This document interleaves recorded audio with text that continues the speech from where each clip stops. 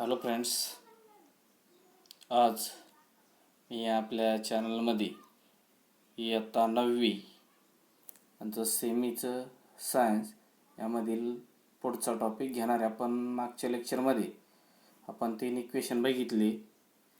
ते पहिलं जे बघितलं, this is the relation between velocity and time.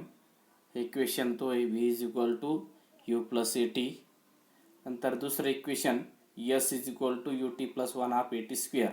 आणि हे काय दाखवतं, this shows that relation between displacement and time. तिसरं इक्वेशन बघितलं, v square is equal to u square plus 2as and this relation between displacement and velocity. This equation we have seen in previous lecture. Now in this lecture we have to study that equation describing the relation between velocity and time by the graphical method. आता इथं तुम्हाला ही आकृती सगळ्यात महत्त्वाची आकृती मित्र. आता ही आकृती हा जर टॉपिक तुम्हाला शिकायचा असेल तर तुम्हाला ते 3 इक्वेशन जे डिस्प्लेसमेंट व्हेलॉसिटी, नंतर व्हेलॉसिटी टाईम रिलेशन आणि डिस्प्लेसमेंट टाईम, असे 3 इक्वेशन तुम्हाला काय करावं लागतील, हे पाठच करून घ्यावं लागतील. जे त्यावरून तुम्हाला आता हा टॉपिक सोपं जाईल. आता पहिलं जे बघायचं आपल्याला, तर तो कोणतं इक्वेशन डिस्क्राईब करायचं आहे आपल्याला, तर equation which are related to that velocity and time equation. And हे इक्वेशन आपल्याला माहिती आहे काय, it is a v is equal to u plus at. v is equal to u plus at. हे इक्वेशन आपल्याला यातून काय करायचं, आता एक्सप्रेस करायचे. आता तुम्ही जर आकृती जर बघितली, आता ग्राफ जो आहे तो कशाचा आहे, व्हेलॉसिटी टाईम ग्राफ. इथं एक्स ॲक्सिसवर काय दिलंय, टाईम दिला आणि वाय ॲक्सिसवर व्हेलॉसिटी दिलाय. आता इथं एक काय इक्वेशन दिला बघा, ई हा कशा दाखवला, टाईम, आणि व्हेलॉसिटी किती चेंज झाली, यू पासून ते व्ही पर्यंत. यू म्हणजे काय आपल्याला माहिती आहे, याच्या मागे आपण पाहिलंय काय, u is equal to initial velocity and v is equal to the final velocity. आता ही व्हेलॉसिटी जी आहे ती आता ई पासून तर ए पर्यंत, इथं ही काय होती, सुरुवात 0, इथून 0 होती, नंतर ती वाढत वाढत कुठपर्यंत गेली, या बी या पॉईंटपर्यंत ती गेली. हा असा ग्राफ आहे व्हेलॉसिटी. आता यू या पॉईंटवर काय दाखवलंय, डी, व्ही या पॉईंटवर सी, आणि त्याला इक्वल ई कुठं आहे, ई या सीला इक्वल काय दाखवलं, बी, आणि डीला इक्वल काय दाखवला, हा ए पॉईंट दाखवला. अशा पद्धतीने हा आकृती. आता ही जर आकृती जर आपण व्यवस्थित बघितली आणि समोरच ठेवायची, जेणेकरून तुम्हाला हा टॉपिक समजणार आहे. आता काय, figure 1.9 shows the change in velocity with time of uniformly accelerated object. The object start from the point D in graph with velocity U. आता ऑब्जेक्ट जो आहे तो ऑब्जेक्ट कुठून कुठपर्यंत सुरुवात झाली त्याची, इथून त्याची स्टार्टिंग पॉईंट एक मुवमेंट डी या पॉईंटपासून, आणि कोणत्या व्हेलॉसिटीने, यू या व्हेलॉसिटीने, आणि शेवटी it's D object start the point D in graph with velocity you. It's velocity keep in increasing, आणि त्याची व्हेलॉसिटी जी ही काय आहे, कंटिन्युअसली ही वाढते अप ट्रेंडमध्ये, increasing. And after a time T, आता टी या वेळेनंतर इट रिचेस अ पॉईंट बी, आणि ती वस्तू कुठपर्यंत गेली, काही विशिष्ट वेळेनंतर point be on the graph. हे अगोदर समजून घ्या. एक वस्तू इथून टी या वेळेपर्यंत त्याची जी व्हेलॉसिटी कायमस्वरूपी काय झाली, ती वाढतच राहिली, आणि ती शेवटी कुठे गेली, ती बी या पॉईंटपर्यंत. अशा पद्धतीने हा ग्राफ आहे. आता the initial velocity of objects. आता इनिशियल व्हेलॉसिटी काय आहे, हा यू इथं आहे, म्हणजे ओ आणि डी, हा एवढी ही जी आहे ती initial velocity O D. Then final velocity. आता फायनल व्हेलॉसिटी कुठं आहे, इथपर्यंत आहे, म्हणजे ओ आणि सी, म्हणजे ही पूर्ण O C, that is V is equal to O C, आणि यू इज इक्वल टू काय, ओ डी, हा ओ डी. असे 2 रिलेशन दाखवले. आता टाईम किती दिलेला आहे, वेळ. आता वेळ जर बघितलं तुम्ही तर या एक्स ॲक्सिसवर आहे, आणि तो किती दिला आहे, तर तो आहे time is equal to O E. O E लक्षात आलं ना. इथं हा एवढ्या वेळेमध्ये त्याचं डिस्टन्स झालं बरोबर ना. इथून सुरुवात झाली या वेळेपासून तर इथं काय झालं त्याचा शेवट एवढा काय झाला त्याचा हा वेळ झाला. आता त्यावरून आता आपल्याला ॲक्सलरेशनचं सूत्र माहिती आहे. आता इथं सुरुवात कशाने केली ॲक्सलरेशनचं. काय आहे ॲक्सलरेशनचं तर rate of change of velocity बरोबर विथ टाइम. मग आता A is equal to change in velocity upon time. तर इथं दिलंय change in velocity upon time ही त्याची व्याख्या करून त्याचं सूत्र आहे ॲक्सलरेशनचं. सुरुवात ॲक्सलरेशननी. आता चेंज इन व्हेलॉसिटी आता व्हेलॉसिटी किती चेंज झाली व्ही यू पासून ते व्ही पर्यंत म्हणजेच काय final velocity minus initial velocity. मग आता हा जो आहे ओ सी हा जो ओ सी मायनस हा ओ डी म्हणजे ही काय झाली ही आपली व्हेलॉसिटी चेंज झाली. म्हणजे final velocity minus initial velocity upon time आणि त्याच्या किमती टाकल्या हा O C minus O D upon time T ही त्यामध्ये टाकल्या. ॲक्सलरेशनच्या सूत्राने सुरुवात केली. आता C D is equal to A T. आता सी डी म्हणजे काय हा C D is equal to काय A T. C D is equal to A T equation हे आपल्याला पहिलं मिळालं लक्षात आलं. आता आपण इथं जर मायनस केला ओ मधून ओ गेला काय झाला 0 आणि काय राहिलं सी डी म्हणजेच C D is equal to A t. या सूत्राचं जर आपण पुढं रूपांतर जर केलं तर आपल्याला के मिळणार आहे C D is equal to A T आणि हे झालं आपलं पहिलं इक्वेशन. नंतर O C minus O D is equal to C D इथं दाखवलं. आता कसं आलं ते draw line parallel to Y axis. आता काय करायचं सांगितलं. आता वाय ॲक्सिस कोणता आहे आपला हा वरचा वाय.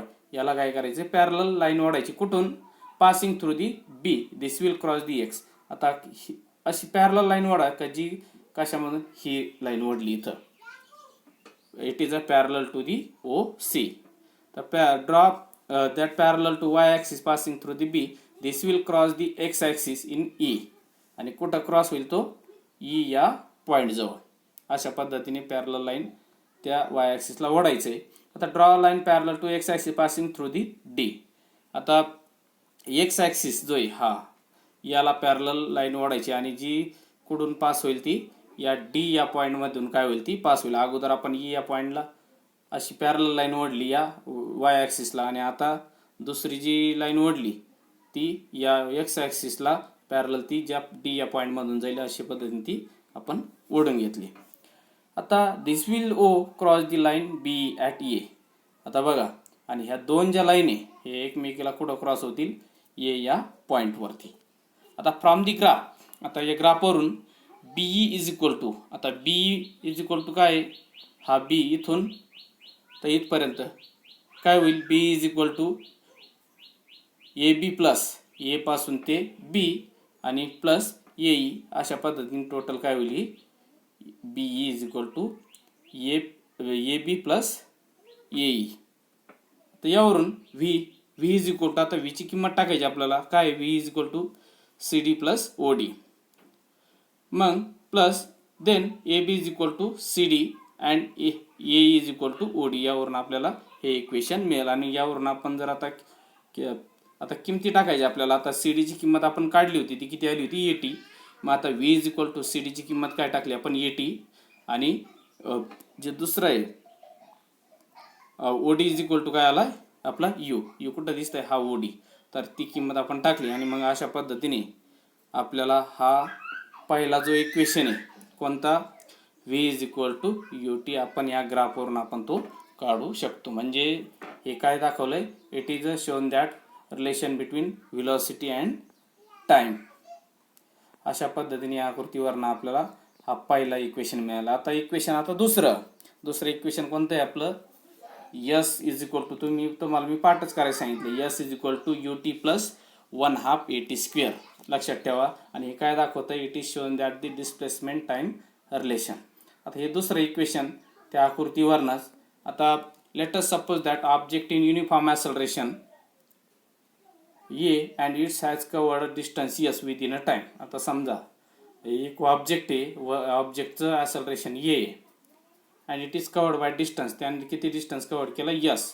आता यस डिस्टन्स कोणतं होईल आकृतीमध्ये जर बघितलं तर डी पासून ते कुठपर्यंत, या बी पर्यंत, या डी पासून ते बी पर्यंत याला काय म्हणू आपण, डिस्टन्स. यस, लक्षात आलं, डिस्प्लेसमेंट यालाच आपण काय म्हणू, डिस्प्लेसमेंट.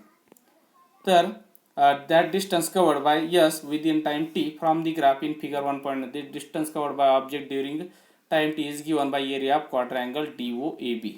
आता हे कशाने दाखवलंय आपल्याला, DOEB या क्वाड्रिलॅटरने आपल्याला दाखवलंय. कुठं आहे डी, हा डी, ओ, ई आणि बी.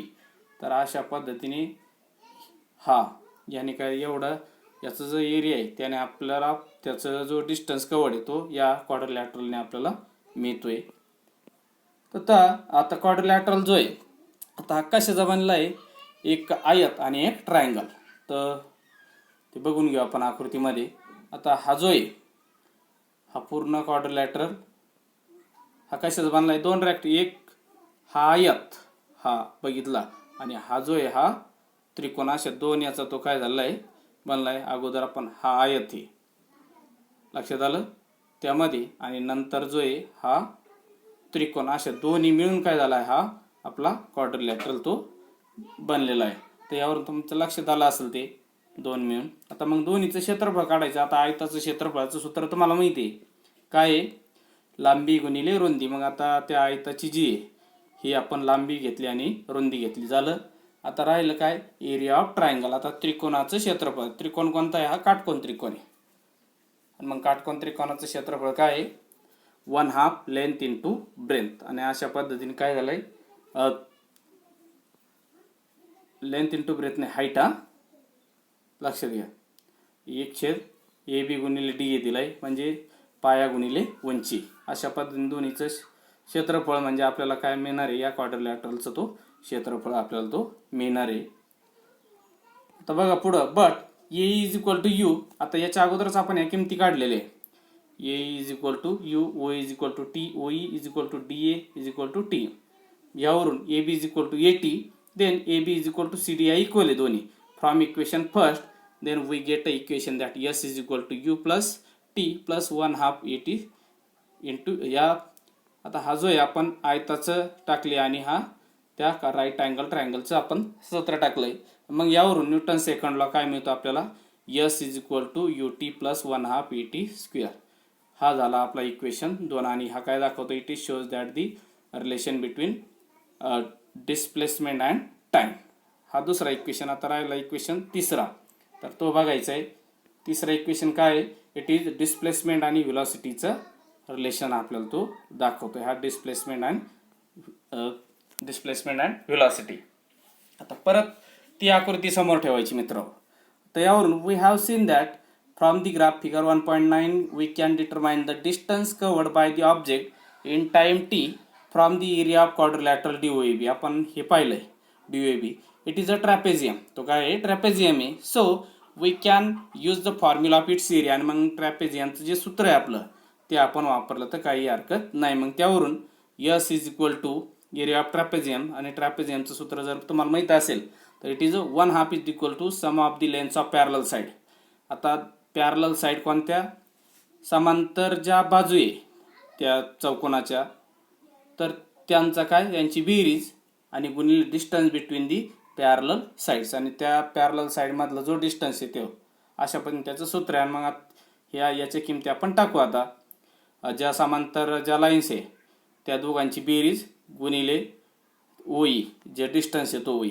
मग यावरून आपल्याला हे सूत्र मिळतं, S is equal to 1/2 into in bracket O D plus BE into OE. But O D is equal to U and B is equal to V and O is equal to T. हे आपण अगोदरच बघितलेलं आहे. मग यावरून आपल्याला equation मिळतंय, s is equal to 1/2 into you plus V into t, आणि हे इक्वेशन 2. आता हे ॲसलरेशन वरून, आता ॲसलरेशनचं सूत्र बघा कोणतं आहे, ॲसलरेशनचं आपण अगोदरच पाहिलंय ना.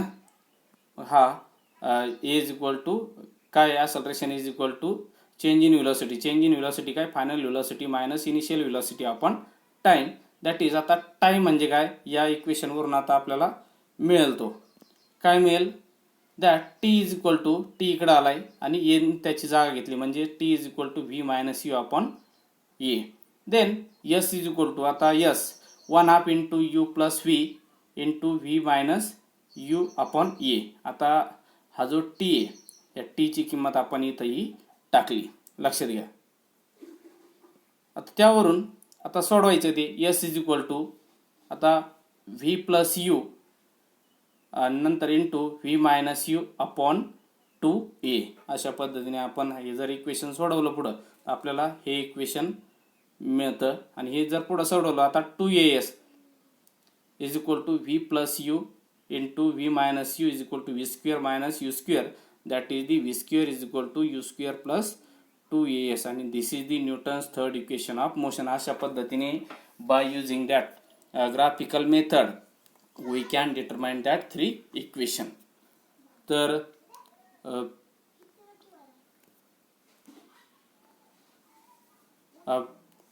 हे इक्वेशनची चांगली प्रॅक्टिस करायची जेणेकरून तुम्हाला जर परीक्षेमध्ये हे जर हे इक्वेशन जर प्रूव्ह करायला आले आकृती देऊन तर तुम्हाला हे इक्वेशन आले पाहिजेत. आणि हे इक्वेशन पाठच करून घ्या म्हणजे जेणेकरून तुम्हाला त्याचं एक्सप्रेशन जर आलं तर ते सोडवायला सोपं जाईल.